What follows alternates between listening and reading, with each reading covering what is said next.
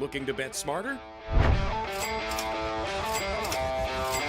Get sports betting insight and winning picks straight from the South Point Hotel and Casino. I think we're going to get goals from both sides here. Give me over 5.5. That is also one of my favorite plays of the weekend is the Colts -3 on the road. So you're getting plus 130 here. I mean, how can you go against Tuskegee? Exactly. Join Sports by the Book at 10 a.m. Pacific and bet your winning edge.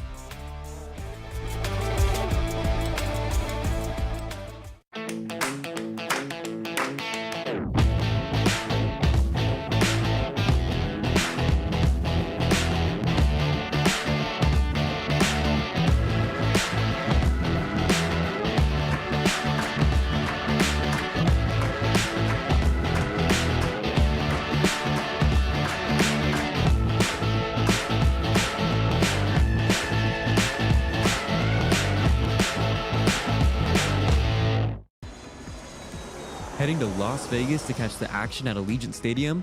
Skip the traffic and the sky-high room rates of the Strip. Book your stay at the South Point Hotel, Casino, and Spa.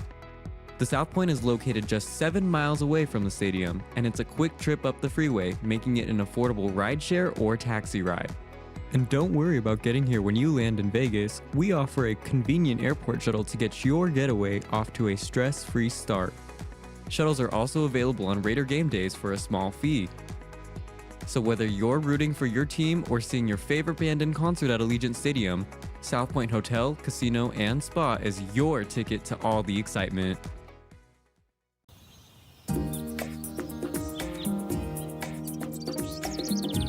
South Point is also proud to provide a variety of relaxing amenities for the guests who want to be pampered. Soak up the sun and let your stress melt away in our lagoon-style paradise swimming pool. A relaxing getaway where you can bask in the desert sun and enjoy seasonal food and bar service poolside. And if you really want to escape, come to Spa Costa del Sur.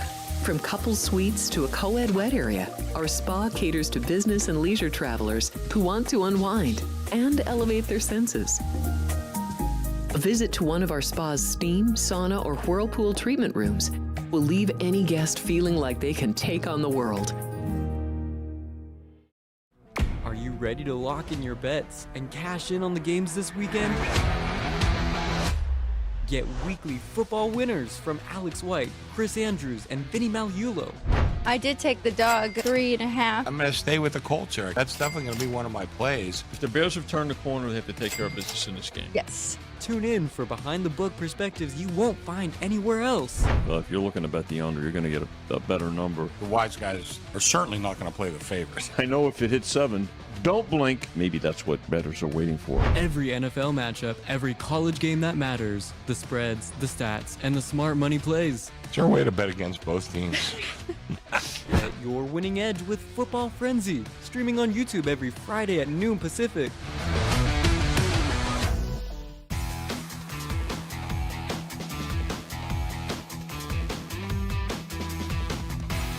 Merry Christmas Eve, everybody. Happy holidays. Thanks for stopping in. Sports by the Book is the show. We are live from the South Point Hotel and Casino, live from the sports betting capital of the world, Las Vegas, Nevada. 5 days a week, you can find us Monday through Friday, 10 a.m.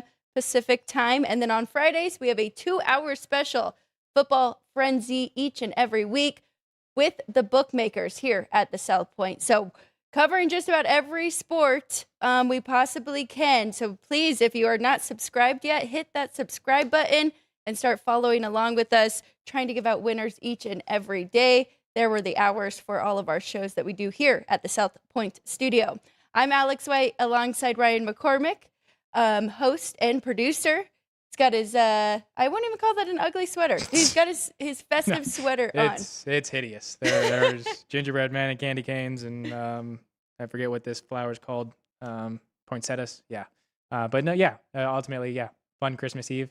But get some winners for you guys today. Yep. Very festive here. Everybody, the crew, Jerry and Vince, Drew, Doug, Sean, we're all here, and everybody's dressed up. I've got mine.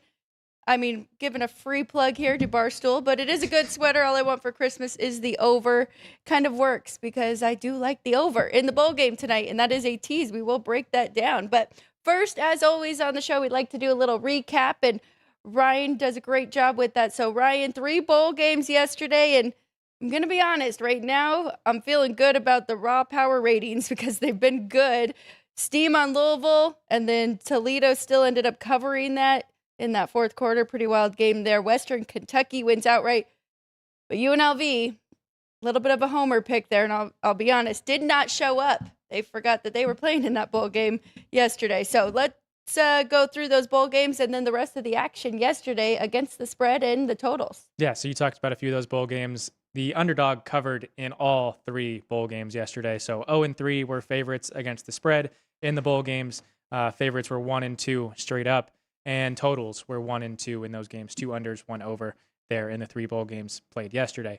Looking at the hardwood, we'll go NBA first.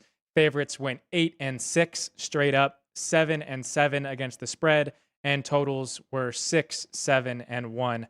Did have a push, so 6 over, 7 unders, 1 push.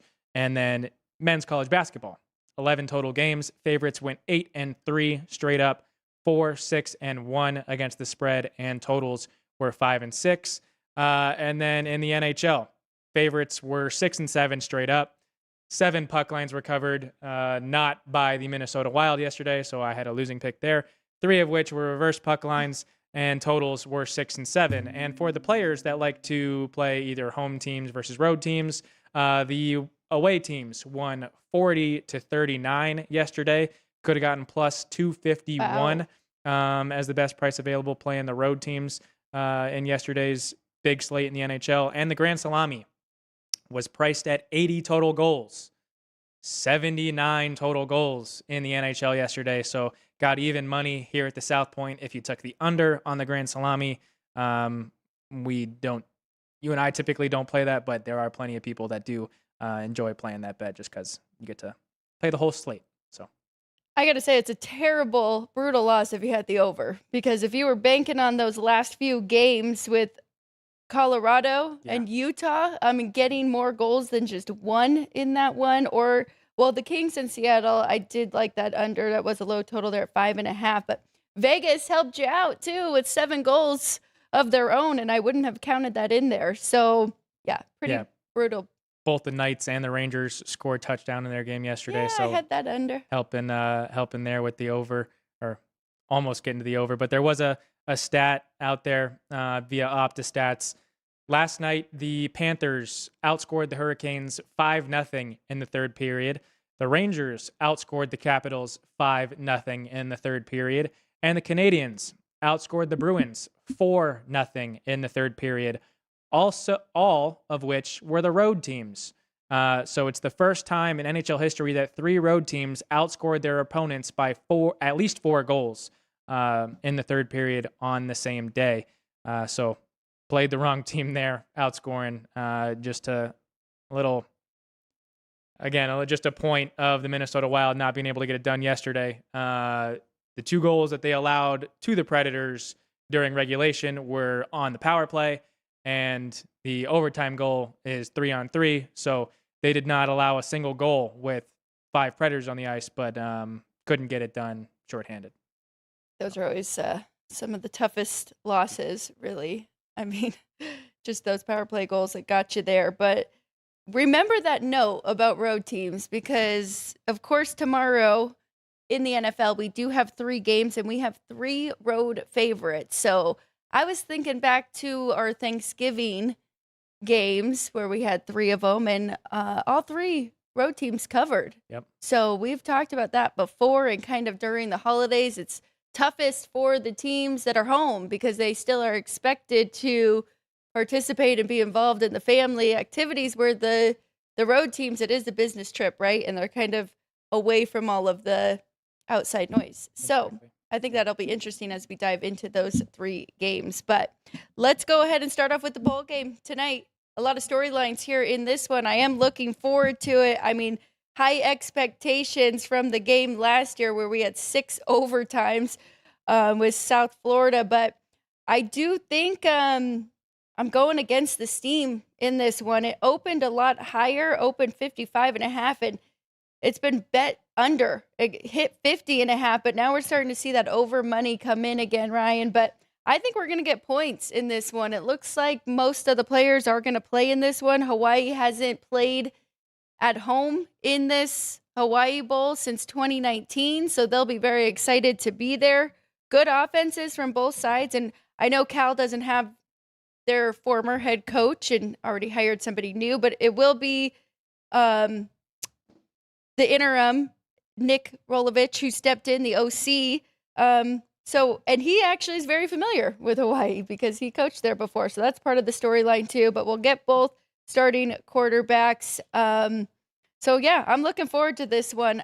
Just to go over their numbers really quick, Hawaii quarterback Micah Alahada was a Gorman grad from Las Vegas, completed 60% of his passes this year, 2,832 yards, 21 passing touchdowns, 9 INTs, 7.4 yards per attempt. Hawaii ended up finishing 41st in points per game out of all FBS schools, with 29 was their average. On the other side with Cal, I'm not going to attempt to say his name, JKS, we'll figure it out one day, completed 64% of his passes, over 3,000 passing yards for him, 17 touchdowns, 9 INTs, 6.9 yards per attempt.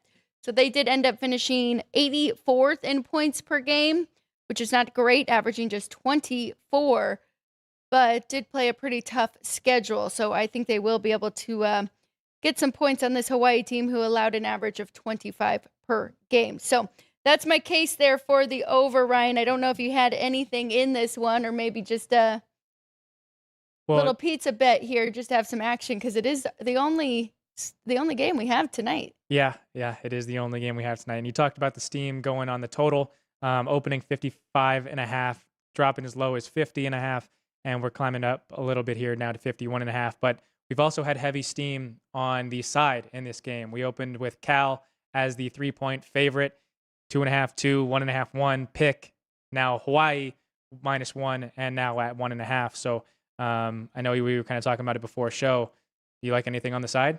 That's funny that you say that. And I know why that steam has happened. And it's because the head coach of Hawaii right now, Timmy Chang, has had a fantastic record at home since he has been the head coach. But I thought the number was correct that the books put out there. I actually made it 3 for the Cal side. And with their interim head coach having experience and, can kind of tell his players what usually happens with the distractions and this and that. And if they are focused, I do think they have a shot to win this game.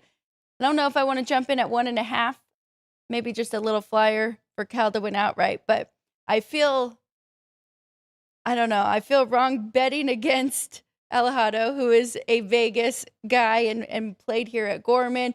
And, Hawaii getting to play back in the Hawaii Bowl, right? So that's why I do like the over more. But my numbers say Cal would be the right side. Okay.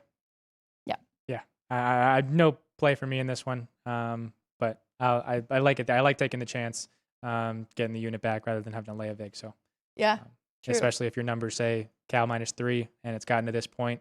Looks like we do have a little buyback at a different property. It was bouncing between 1.5 and 1. So being able to get a unit back might be good here. Are you guys Christmas Eve people or more Christmas? Will you do a lot of your family we've get-togethers got tonight? 3 houses to go to. My parents are split, so I've got 2 different. I've always had 2 different Christmases. And then adding in Tiff's family. So yeah, we've got 3 to go to. So yeah, a lot of bouncing around. Okay, so you'll be okay and a busy night.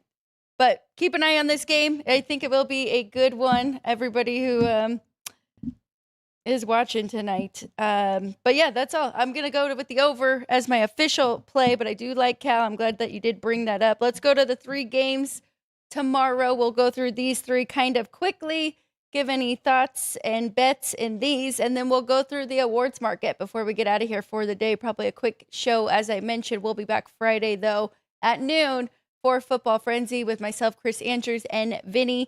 We'll go through all of the quarterfinal games for the CFP because those will happen next week, middle of the week, and some bowl games, too. And then, of course, week 17 of the NFL. We will hit on the rest of the games for Saturday and Sunday. Okay, here we go. Let's go Cowboys and Commanders here. And we've already talked about this, Ryan, where we do have 3 different games where we have 3 third-string quarterbacks. Washington, of course, going with Josh Johnson because Marcus Mariota was injured in his last game. Dallas is now an 8-point favorite on the road, total 51. As I had mentioned, looking back to Thanksgiving, I mean, road teams do cover and do well, but I would not want to lay this price here with the Cowboys. That total, though, is pretty tempting. Kind of going back to my sweatshirt here, too, though. Meaningless game, right, for both of these teams. Are we going to see points from both sides? So kind of lean into the over. There are some 50.5s out there. Anything that jumped off the board to you, or is this one that you were tempted to tease down?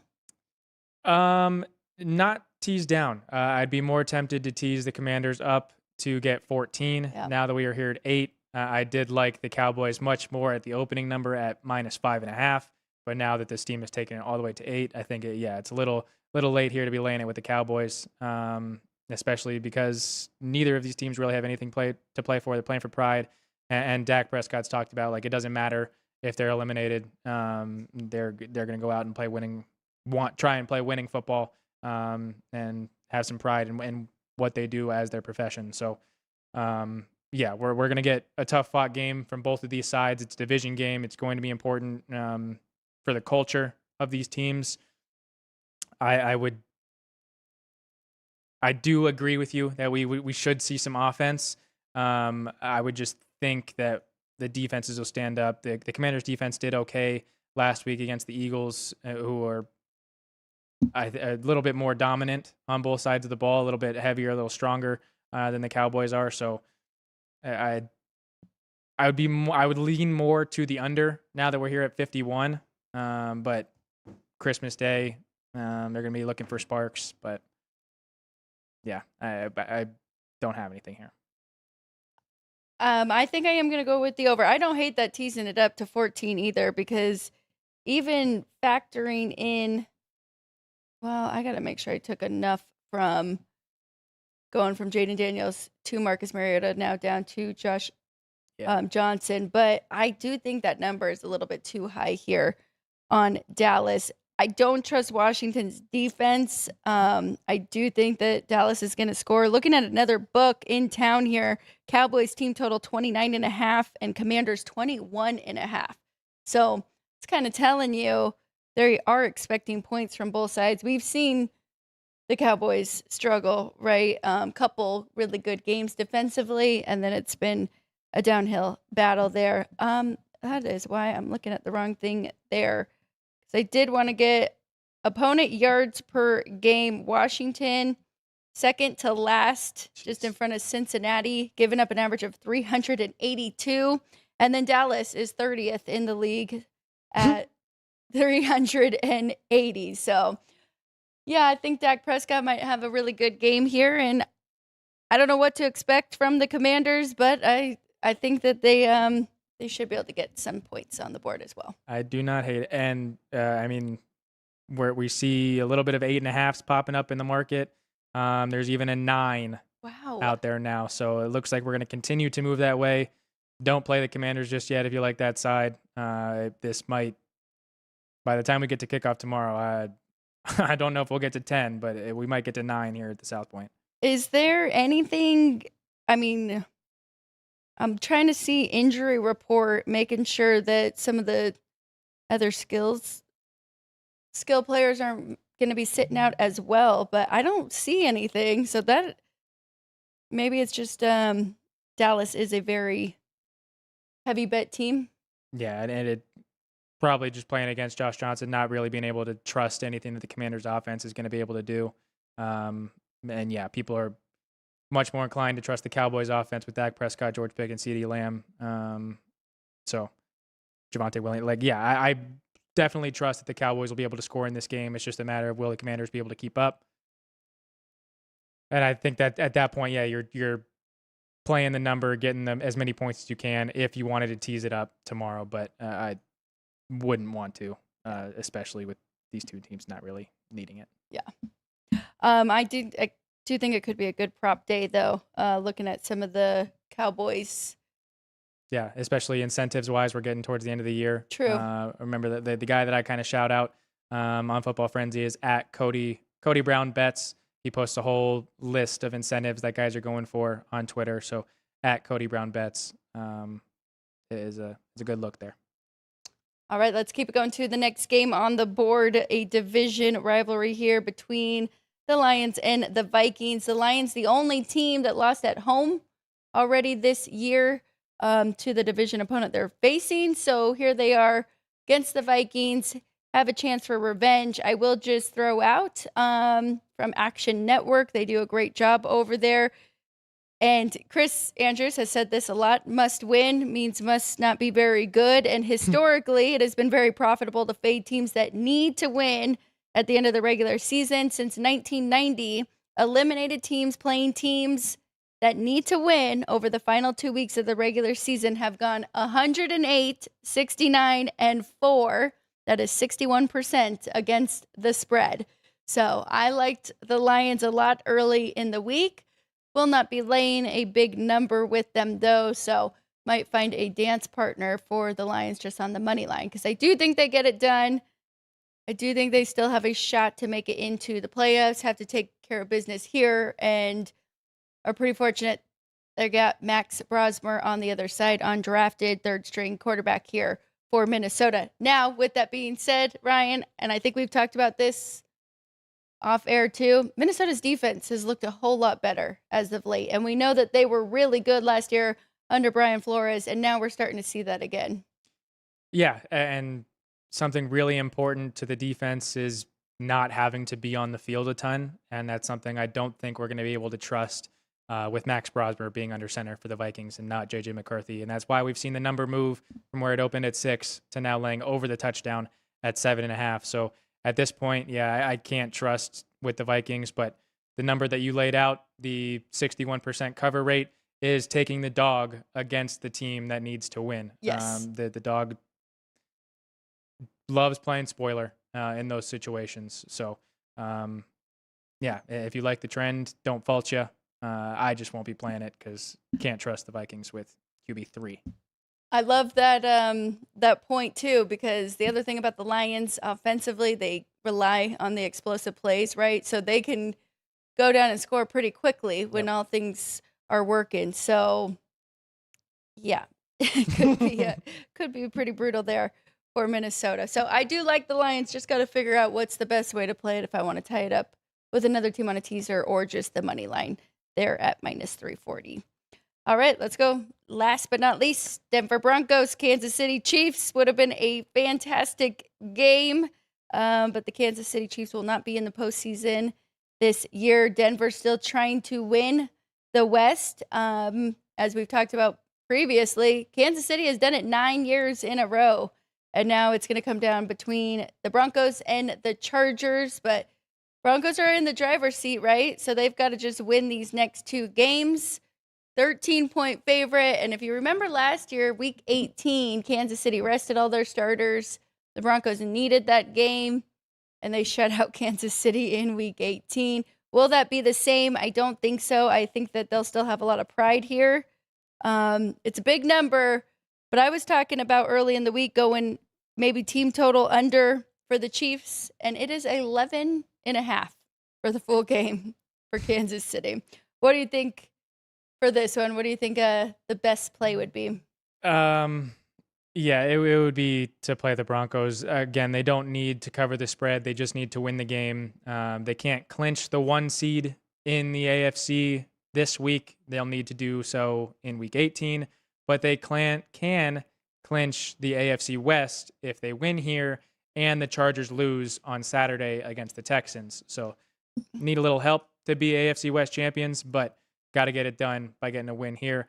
And what we saw with the Chiefs last week against the Titans didn't look very good. So going against a much, much better defense, one that's going to be able to pressure the quarterback, confuse the quarterback, and it being a bounce back for the Broncos, who got embarrassed at home by a good Jacksonville team. Yep. Sean Payton's going to have this team fired up. So it would be a look and maybe trusting them to lay the points, but it's, a 2-score game, 2-touchdown game at this point. Yeah, it's tough. And 36.5 is a low total, but I don't hate it. What is Stayed their under. team total For the Chiefs, for the Broncos? the Broncos team total that I'm using, See. Westgate's number here is 24.5. Okay. Yeah, I think I would. I think we'll at least get 27 from the Broncos in this game. I do think they'll be able to do enough against the Chiefs defense. That doesn't really seem like we'll be getting a whole lot. So I wouldn't mind playing that team total over at 24 and a half. We also have the first half line at the South Point is Broncos -7, and the total is at 19. I think I would like the Broncos laying the touchdown and maybe pushing on that 7 in the first half. What do you think? I like that too. Definitely. There might be some 6.5s out there too. So Yeah, look for it. yeah, getting under that 7. Chris and company aren't going to give you that. They'll say you can take a shot to push here, which I don't blame them. I like that. I do think that Denver's going to try and come out quick, fast, and get a lead there because they don't want to fall behind because we've seen it too often with them this year, right? Doesn't mean they necessarily can do it, but one more point I forgot, a trend, first half overs, Ryan. Cowboys 14-1 to the Oh my over God. this year in the first half. It's a very high total, though. 14-1. It is 25 here at the South Point. Yeah, that is from Action Network as well with Abram. Talk Evan about Matty Abrams. Eberflus's defense being absolutely awful. So Yep. don't hate You that one said either. that. Yeah. The one more Opta stats here in this game with the Broncos and Chiefs is Bo Nix needs 117 passing yards and 55 rushing yards in the next 2 weeks to be the third player in NFL history to reach 7,500 passing yards and 750 rushing yards in their first 2 NFL seasons, joining Cam Newton and Kyler Murray as the only players in NFL history to reach 7,500 passing yards, 750 rushing yards in their first 2 seasons. That just doesn't seem possible. Yeah, Bo Nix is not the guy that you would have expected to be No. joining that company, but very well on his way to do it.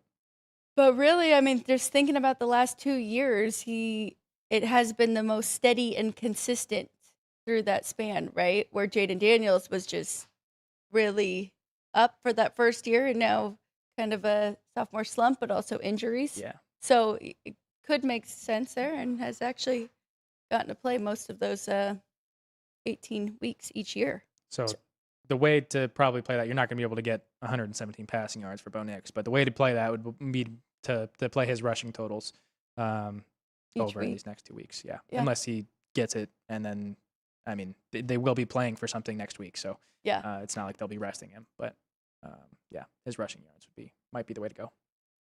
Very good. Okay. Is there any other team totals or anything that we want to discuss before moving on from those 3 games, or are we ready to talk about some awards? I think we can get into awards talk. Can you believe 7 of the 8 divisions have not been decided yet, and we're here in week 17? So just the Eagles, right?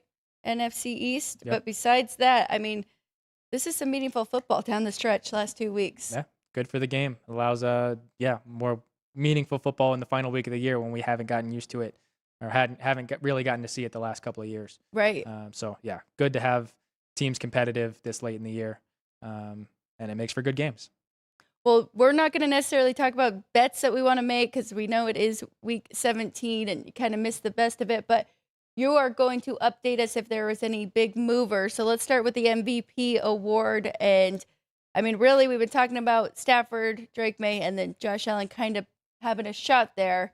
Did Trevor Lawrence move a little bit in Yes. that MVP? Okay. Yeah, he's now the 4th favorite. Wouldn't necessarily call him a favorite because of the price that he's at, but Matthew Stafford, we did want your guys' thoughts in our poll with those top 4 listed quarterbacks for the MVP award. So who would you guys give it to between Matthew Stafford, Drake May, Josh Allen, and Trevor Lawrence? And we gave you their prices as well. But Matthew Stafford, a -350 favorite.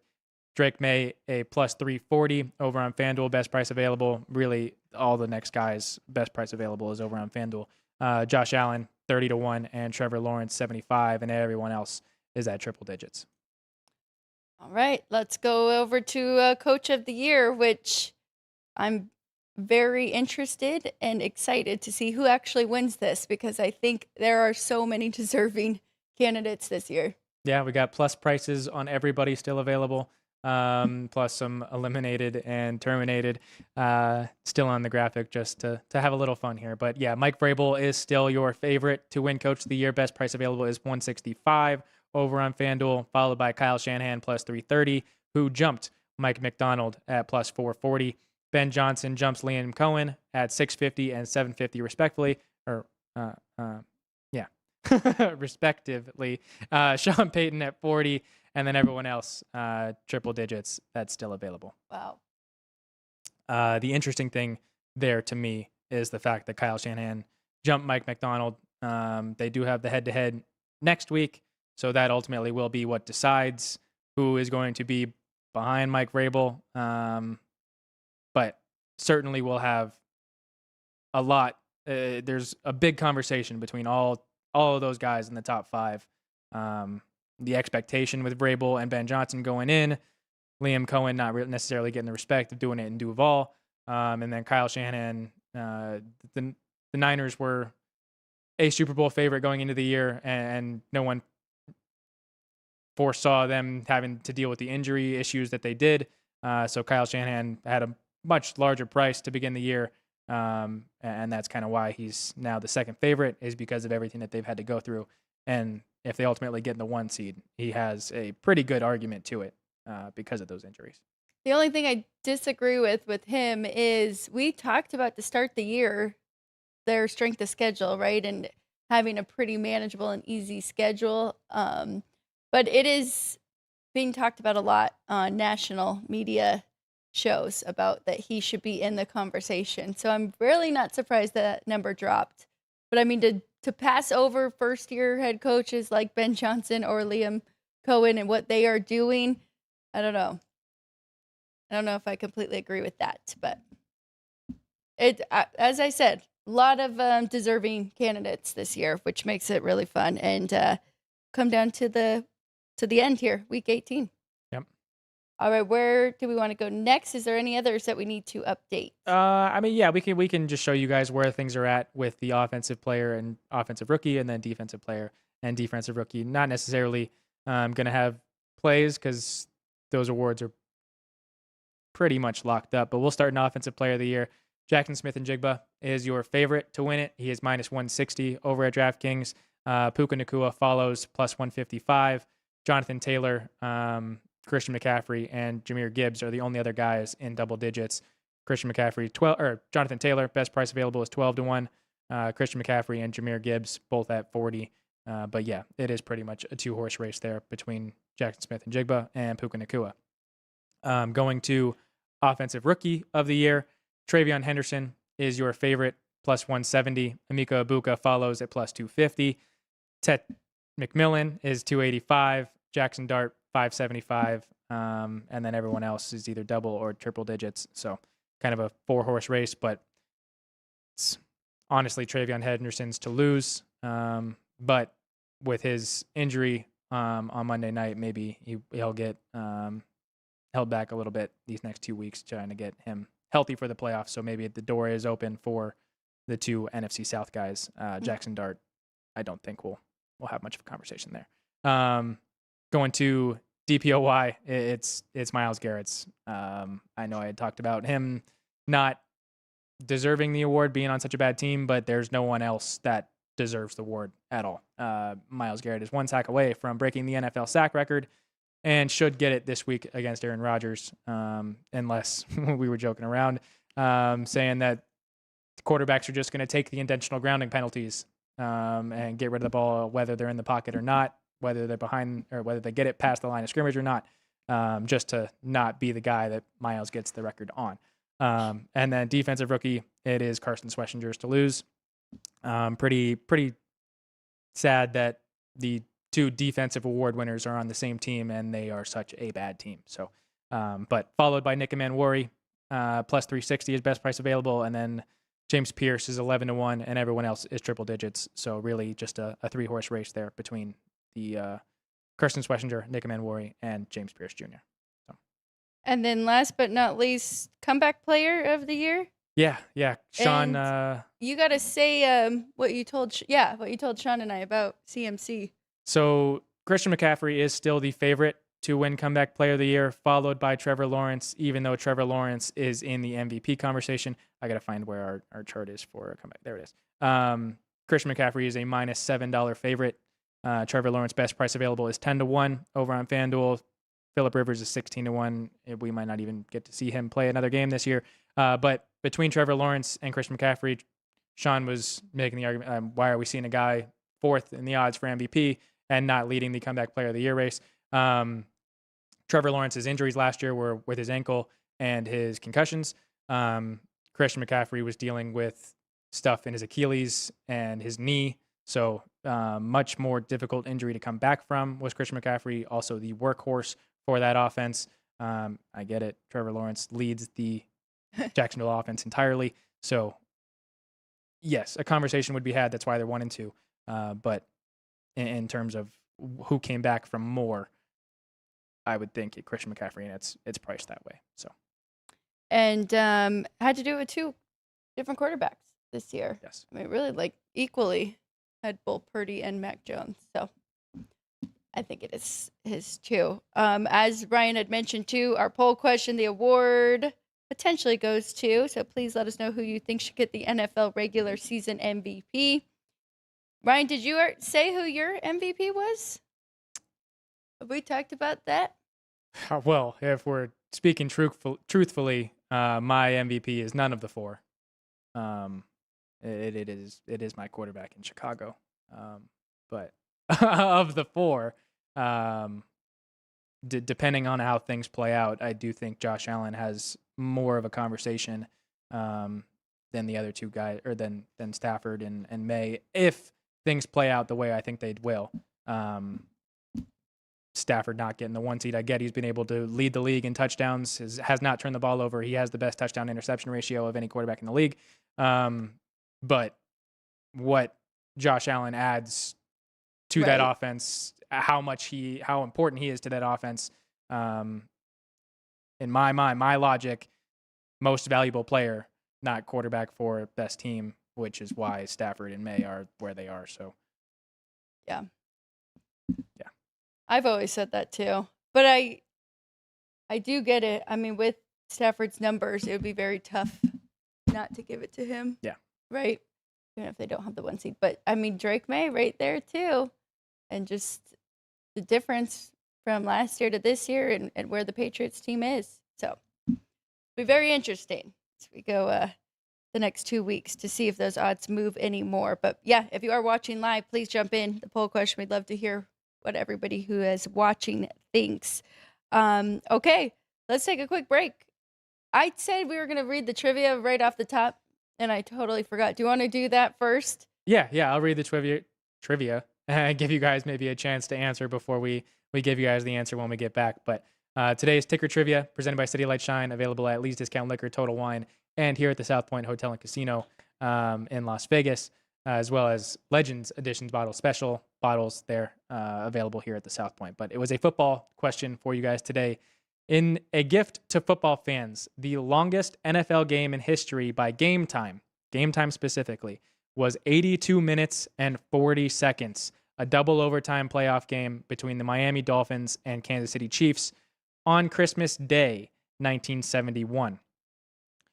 What was the winning play of that game?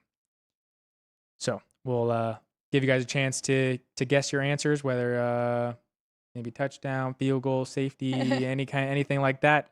But make your guesses in the chat, and we'll go reveal the answer when we get back. Speaking of the chat, just want to give a shout out to everybody who is in here and watching us live this morning. I see Attila said he was listening to the game last night and just, confirmed how good Matt is, and we love having Matt Neverett as a part of our team too, and I agree. So welcome, Attila. Thank you for watching us live too. Dean Hilt, Nick Sansone, Irish King, hello. Good morning, and I think that's it for us watching live. JR, he'll watch the replay. But yeah, thank you everybody who does jump in and keeps it going daily. Please hit that subscribe button. If you are new, welcome. We do give plays daily. So yeah, that's it for my little spiel there. We'll be back on Friday for 2 hours football frenzy, noon to 2 p.m. with the bookmakers here at the South Point studio. But I'm going to let Ryan get his board ready. We'll take a quick break. We'll come back. We'll tell what the poll result was, and then we will give our plays for the day and the weekend, and Ryan will give his NFL for this weekend. So don't go anywhere. We'll be right back here on Sports by the Book.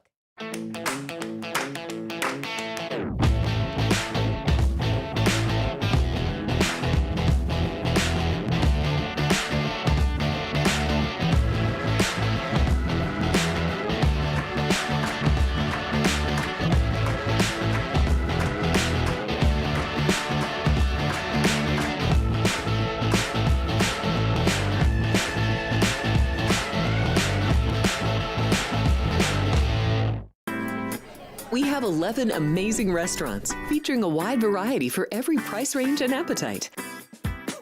South Point's Garden Buffet has something for everyone at unbeatable prices. Or if hunger strikes in the middle of the night, join us at Coronado Cafe. The American menu offers breakfast, lunch, or dinner 24 hours a day, plus a Chinese kitchen for authentic Chinese dishes from 11 a.m. to 11 p.m. From steak and eggs to wonton soup, it's fast and friendly service 24/7. When you need a quick pick-me-up, you can find it at our state-of-the-art Starbucks just inside the main South Point entrance. Order ahead with the Starbucks app for easy mobile order pickups. Or enjoy your favorites in the relaxing dining area anytime, day or night. If you love Mexican food, Baja Miguel's has all of your south of the border favorites. There are dozens of classics to choose from, like fajitas, ceviche, chimichangas, tacos, and more. And for spirit lovers, Baja's colorful non-smoking tequila bar is right outside.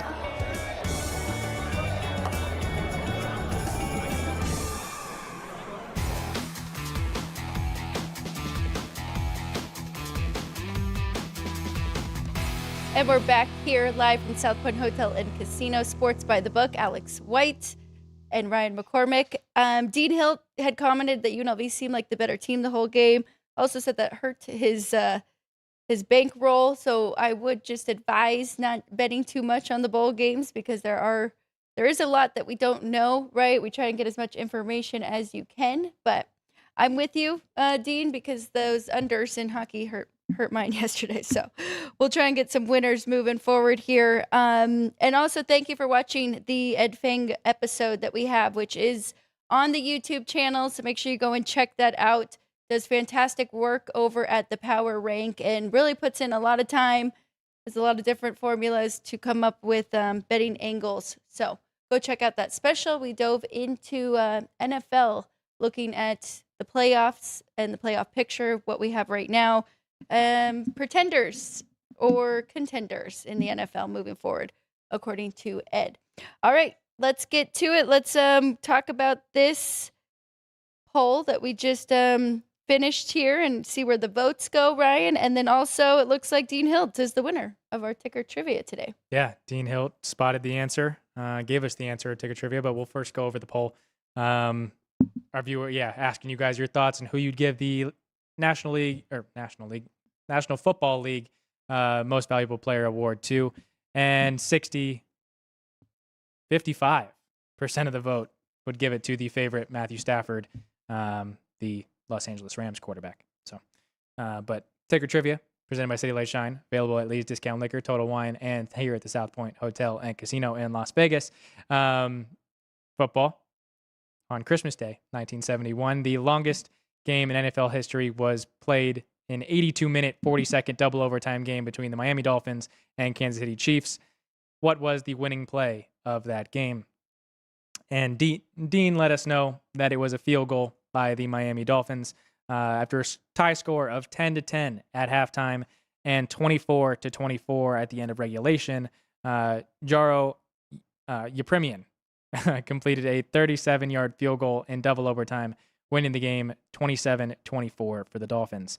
Yepremian was the NFL points leader in 71 with 117 points off of his foot and was instrumental in the Dolphins' 1972 perfect season the following year. So shout out to Dean for getting that answer correct with field goal by Miami. Very good. I hope we get some overtime again tonight. That would be a lot of fun for the Hawaii Bowl. Maybe help me get to my over there.